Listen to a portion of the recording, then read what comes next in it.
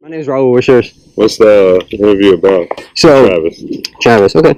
So I'm walking around campus and I'm interviewing people, asking them to identify some belief they hold to, and I want to ask you questions related to how you arrived at that belief. Yeah. Does that sound good? Yeah, It's a belief that you can identify. So that's the way I usually start out the interview, is by asking you to identify some belief that you hold to. It can be anything. It's just some deeply held belief that you have. It could be religious. It could be non-religious. Anything. A belief that I hold to? Yep. I guess like one, it's like a general thing, would be like not being a petty person. Okay. Well, not so much values. I'm not so much. Yeah. That is a good value. But I'm thinking like beliefs about reality. Yeah.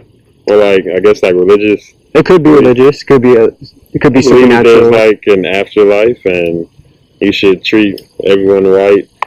Is because you also have what I would consider as like some type of karma that will come back to you, and like you shouldn't waste your time like trying to put other people down, and be able to focus on yourself and always be there for like other people if you have the times and means to help them out. Being a caring person in general. Okay.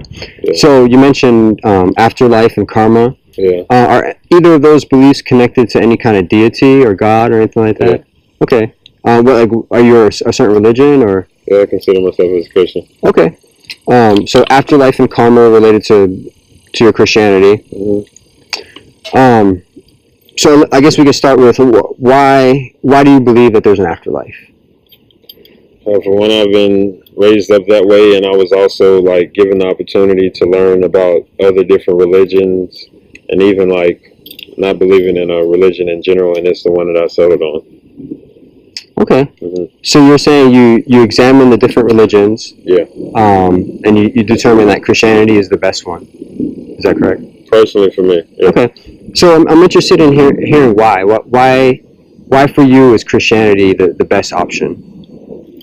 I would say because like the history behind it and a lot of the known facts and research has been done about the religion itself.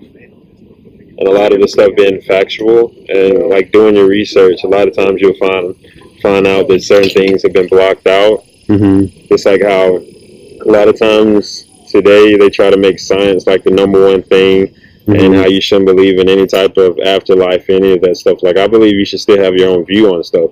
But I've like also found that like a lot of times they try to make it hard for you to find that other research is because they don't want the secular world to know much about it. Like, just do your research. All right. So you said history, facts, and research. Yeah. Anything specific under either of those categories that you found particularly convincing? It would go more into like, I don't know, it's like kind of deep. Like, it's almost like hard to explain. But like at the end of the day, it's like my own personal belief. And of course, you always have people that disagree with it, but that's just how I feel is my safe place.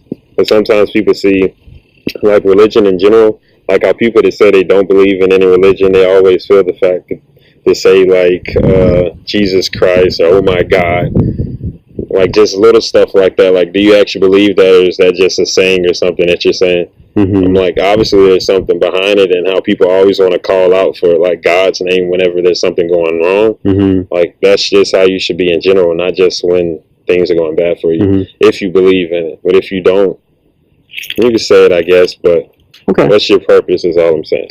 So what convinces you that Christianity is true? I know it's easy to say concerning other people, where they can do what they want, but for yourself, what is it that convinces you that makes you say, you know what, this is the evidence best leans this way? It's almost like hard to explain, but I don't know. It's just like a feeling that I get. Okay. Yeah. So feeling. So that seems a lot different from the more objective reasons you gave. Because at first you said like history, facts, and research. Yeah, that's like all part of it. But for one, it's like the feeling that I get, and just like knowing in my mind that, like I said, my own personal belief. I just feel that's like the right thing, and I've seen a lot of stuff in my life that's like helped me.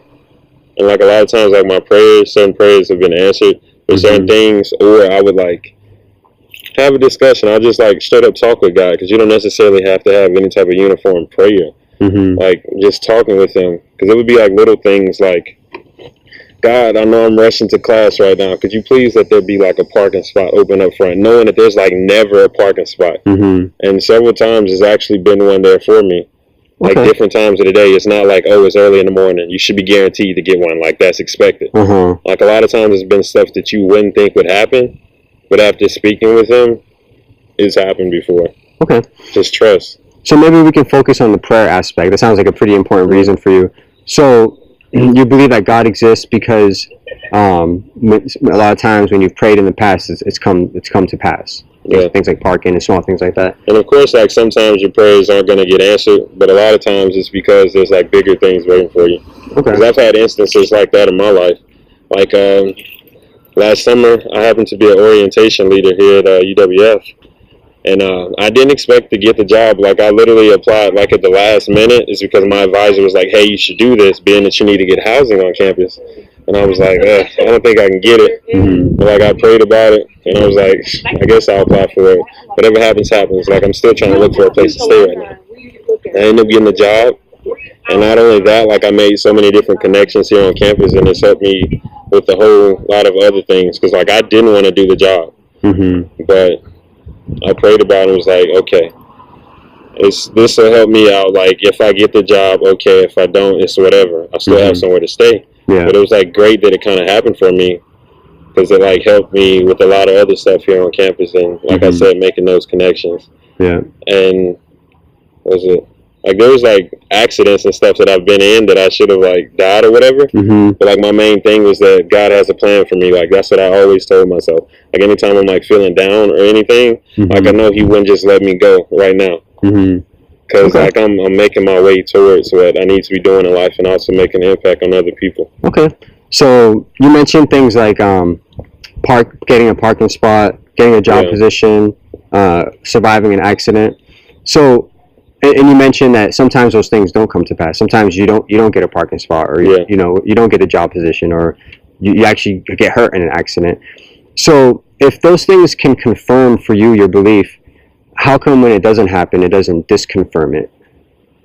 It's because I know how much good I have in my life, whether it just be my family or friends. Like, you're not going to always get what you want, and because people are people.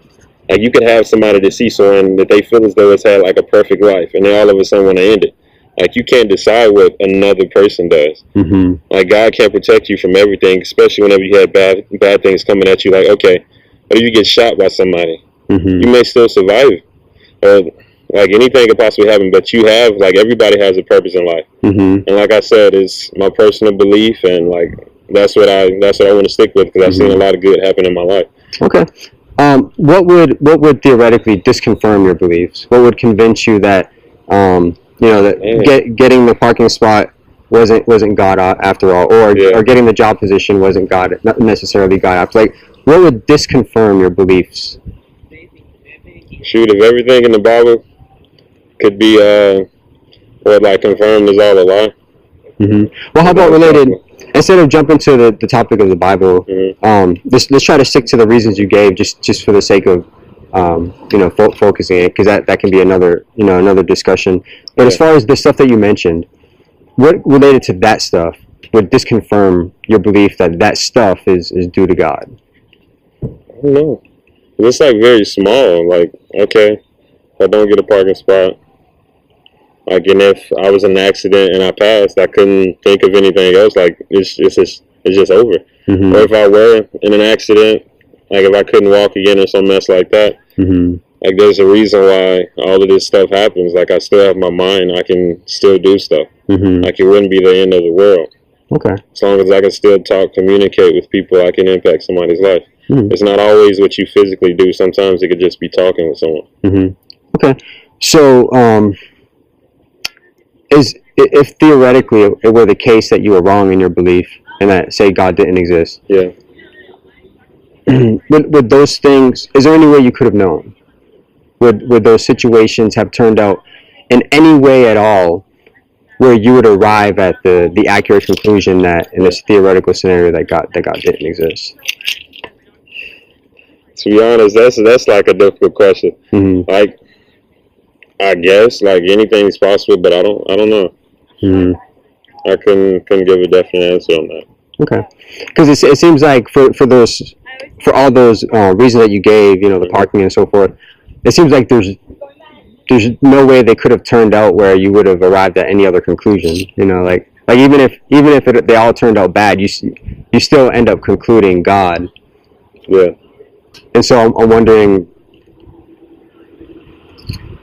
trying to think of how to put this, like of how useful of a method it is for arriving at truth. I mean, let me pose this scenario. Let's say somebody held the opposite belief from you. Yeah. Somebody concluded that God didn't exist, and they had these similar scenarios. Let's say they prayed for a parking spot and they didn't get it, and let's say they prayed for a job position and they didn't get it, and they had an accident and it didn't turn out well, and they conclude that God didn't exist. Mm-hmm. Now they're giving the same exact reason as you, their experience. What makes your conclusion any more valid than theirs? Because you both are using the same method. Mm-hmm. It wouldn't necessarily make mine any better than the next person. Like I said, it's just a belief. Because, like, what if those things didn't happen right for me? Mm-hmm. Like, it's my faith, it's what I believe in. Mm-hmm. And I don't know if you ever heard the saying, but, like, faith without works is dead. Mm-hmm. Like, you can't necessarily just pray on this, pray on that, and don't physically, like, do your part. Like, what can you do to, like, help that? Mm-hmm. So it seems like the issues that you mentioned aren't really like the core of why you believe in what you believe in, because even if those things weren't in place, you would still believe it. So there's something deeper than all those things, and you describe that as faith. Mm-hmm. So maybe we can get to that deeper issue. What do you mean by that? What do you mean by what you call faith? It's like, you know how, like, I guess you can't necessarily see who God is or anything like that. Like, faith and belief, it's like believing without seeing. Okay. So is that kind of how you would describe faith, believing without seeing? Yeah. Okay. Say so. And why do you think that's why do you think that's a good, because these interviews revolve around methodology. I like to interview people concerning whatever method you've used to arrive at your beliefs. So in your case, you believe that God exists, and the method that you use to arrive at that belief is believing without seeing.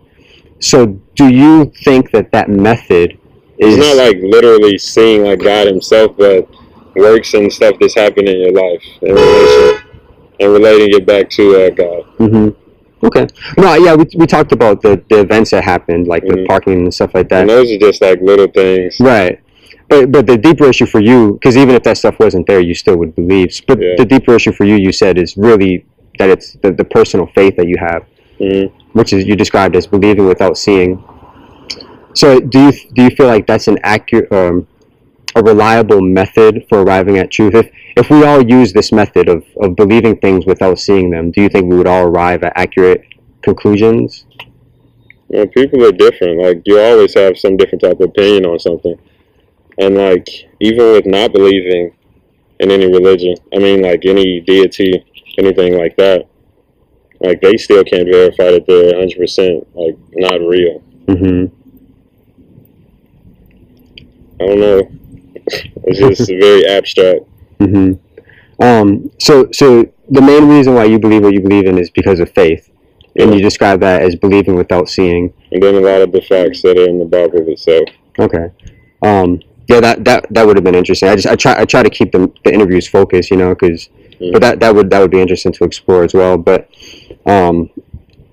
okay, so if somebody were to use this method of arriving at truth, if they were to say, I'm only going to believe things that I can't see, you feel like, I'm guessing that's a reliable approach to use. Like that, you can't necessarily just talk about like the whole believing without seeing without talking about what's in the Bible itself. Mm-hmm. Like those go hand in hand. Because like I said, a lot of things that you see in life and things that have been like that happened back in the day that are stated in the Bible, like those are all things that were seen, but they didn't necessarily see God himself. And of course, Jesus was there. They could physically see him, and they were just making reports on everything that happened then. Like, you have to have the Bible involved with it if you're going to talk about the faith. Because if you just go off the basis, like you said, believing without seeing, you can't use that. Can't apply it to everything. Okay. So you would say the believing without seeing is not everything. It's the believing without seeing combined with the Bible. Yeah. And you believe the Bible is true because of, it sounds like you mentioned prophecy, things that the Bible said that happened. Is that what you meant? And things that have happened that are stated in the Bible. And then research, archaeology, all the different type of stuff, like them trying to dig up and see if it's factual. A lot of that stuff came out to being true. But of course, it's covered up. It's because the world, for the most part, wants us to go into like a secular state. Like, I have no issue with that, but like, put all the facts out is all I'm asking. So you can do your research, like I said I did, on deciding my particular faith. Like, don't try to make it one-sided. Like, that's how I feel about it. Yeah. Okay. All right, Travis. I appreciate it. I would love to get into the other issue you mentioned, the Bible. I think that's a huge issue for you. So I can ask you a lot about that, but I won't keep you too long. I appreciate your time. You're welcome. Thanks a lot for talking with me, man. You're welcome. Have a good one. You too.